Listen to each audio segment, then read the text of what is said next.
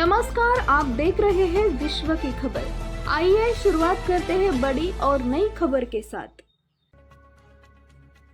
आखिर क्यों गुरुग्राम की हर कॉलोनी, हर नगर, हर गली में सीवेज ओवरफ्लो की समस्या है?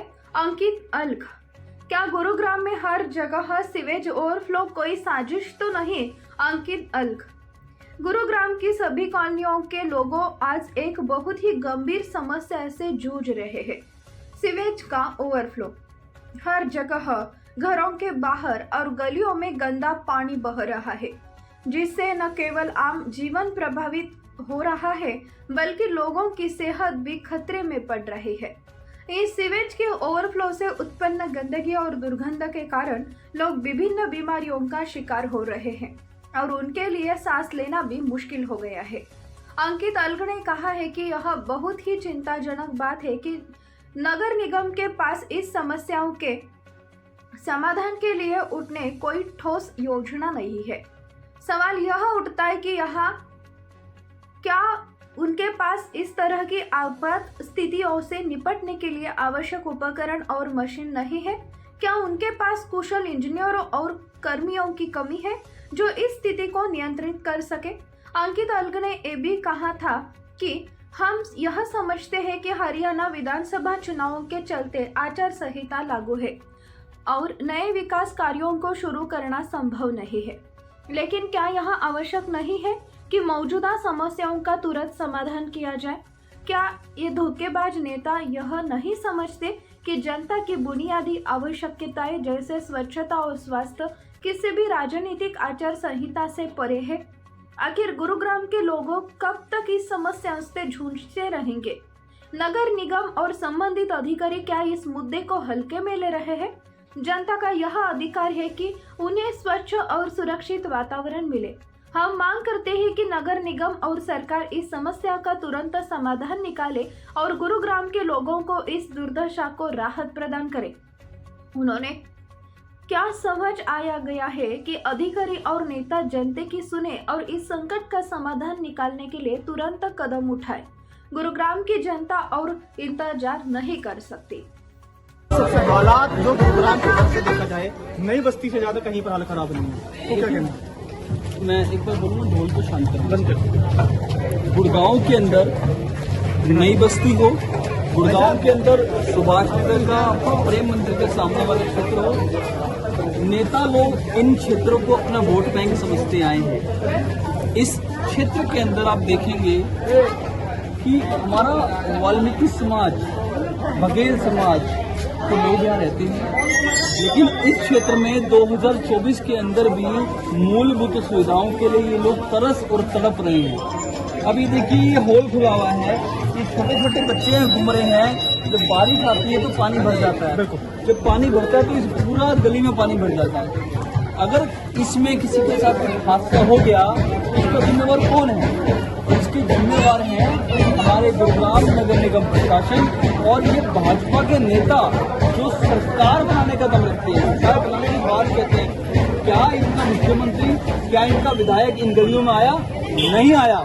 ये सारे के सारे लोगों का जमीर खरीदने का काम नहीं करते हैं, ये सारे के सारे लोगों को वोट बैंक समझते हैं, लेकिन इन लोगों की सुनवाई कहीं भी नहीं है। इन लोगों का शिकार किया जाता है, शिकार, चाहे तो अपनी सभाओं में बुला करके, चाहे इनको कोई धार्मिक यात्रा करवा करके, चाहे कोई लालच देकर के इन लोगों को सुख देने का काम किया एक तरफ सीएम साहब की बाइक वायरल हो रही है कि वो बग्गी चलाते हुए गाँव में दिखेंगे, तो क्या कहना है इसको?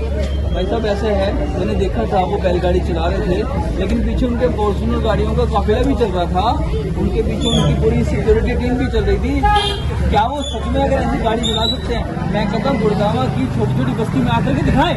ये जो बड़े बड़े नेता फॉर्च्यूनर में घूमते हैं, चमचमाती इमारतें बना करके बैठे हैं, जो हरिद्वार भेज रहे हैं, खाटू भेज रहे हैं, अमृतसर भेज रहे हैं, लेकिन इन गलियों में आज भी हालात ऐसे हैं, सीवर के ढक्कन खुले हुए हैं, ओवरफ्लो हो रहा है, पीने का पानी गंदा आ रहा है, गाँव की युवा गलत रास्तों पे जा रहे हैं। उन लोगों का क्या? ये सिर्फ और सिर्फ इनको अपना वोट बैंक समझने का काम कर रहे हैं। मानते हैं जो वीडियो वायरल वो सिर्फ दिखावे की वीडियो वायरल है, सारा काम ही दिखावा का है, घोषणाओं का है, दरअसल में कुछ भी नहीं है।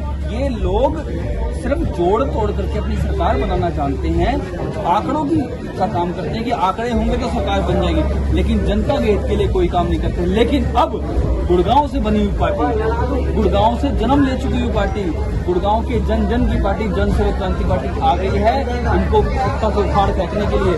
और मैं आज नई बस्ती के लोगों से कहना चाहता हूँ कि अगर आप अपना भविष्य सही करना चाहते हैं, अपनी आने वाली पीढ़ी का भविष्य सही करना चाहते हैं, तो इस बार अपनी जमीन को ध्यान में रखते हुए इस बार नेता को नहीं, एक सेवक को, एक युवा को, एक पढ़े लिखे व्यक्ति को और यही के व्यक्ति को, कि मैं भी भीमनगर का निवासी हूँ, मैं भी 40 गज में रहता हूँ, मैं जानता हूँ क्या समस्या है, तो ये समस्या कोई भी खेल सकता है। कहने का मतलब खड़े बहुत सी समस्याएं गिरा देंगे आपको ये, लेकिन इसका कोई स्थायी समाधान नहीं है। 10 साल का हिसाब मांग रहे कांग्रेस बीजेपी कांग्रेस से, लेकिन जनता का जो मानना है रोटी कपड़ा और मकान, उसकी बात नहीं कर रहे, क्या कहना चाहोगे? देखिए, हम आम लोगों की क्या ही रिक्वायरमेंट है, हमें क्या चाहिए? हमें मूलभूत सुविधा मिल जाए, एक मकान मिल जाए, खाने को अच्छी रोटी मिल जाए, महंगाई ना हो, रोजगार मिल जाए, साफ सफाई मिल जाए, ये हमारा हक है। बाबा साहब अम्बेडकर ने जो संविधान का निर्माण किया था उसमें साफ लिखा था कि हमारा हक है, लेकिन इन सरकारों ने हमारा हक, हमारा न्याय छीनने का काम किया। सिर्फ ये पिछड़े वर्ग को वोट बैंक बना करके काम करते हैं, इस पिछड़े वर्ग का कभी ख्याल नहीं रखा गया। सिर्फ एक बार के लिए मुख्यमंत्री बना देने से कुछ नहीं होता।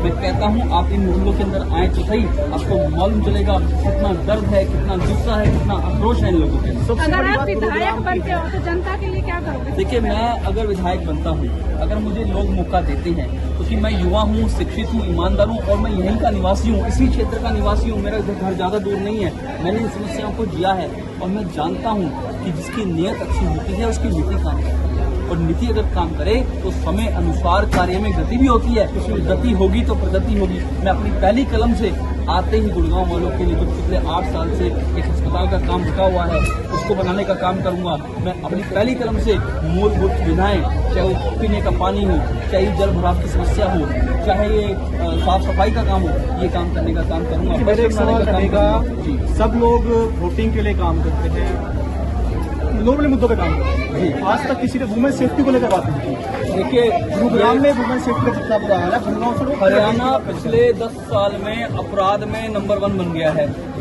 हमारी महिला रात को 10 बजे के बाद रोड पे घूम नहीं सकती। तो आप क्या कहना चाहोगे? आप खुद सोचिए, आप पत्रकार हो, क्या जो हमारी वुमेन पत्रकार हैं, जो हमारी महिला पत्रकार साथी हैं, वो रात को 10 बजे के बाद कर सकती हैं रिपोर्टिंग? नहीं कर सकती। तो ये कहीं ना कहीं प्रमाणित है। और आज ये लोग कहते हैं कि हमें एक बार मौका दे दो, हम फिर से आएंगे। मैं ये कहूँगा मौका इनको दिया जाएगा, इनको बाहर भागने का मौका देगा। बीजेपी की नारा था बेटी पढ़ाओ बेटी बचाओ, उस नारे को लेकर कितना मानते हैं? सर, कहाँ से इनका नारा सक्सेस होगा? आप सोचिए, जो हमारी महिला पहलवान है ना, वो चीन के खेल मंत्री थी संदीप जी, उनके ऊपर आज भी केस चल रहा है। महिला पहलवान ने लगाया, इनके नेता ही महिलाओं के ऊपर नजर रखते हैं गंदी। कैसे बेटी के बारे में बोल सकते हैं? और अगर बेटी बचाओ बेटी पढ़ाओ की बात करें तो आज जो दिनेश फोगाट जी के साथ हुआ वो समझ सकते हो, मुझे कहने की जरूरत नहीं।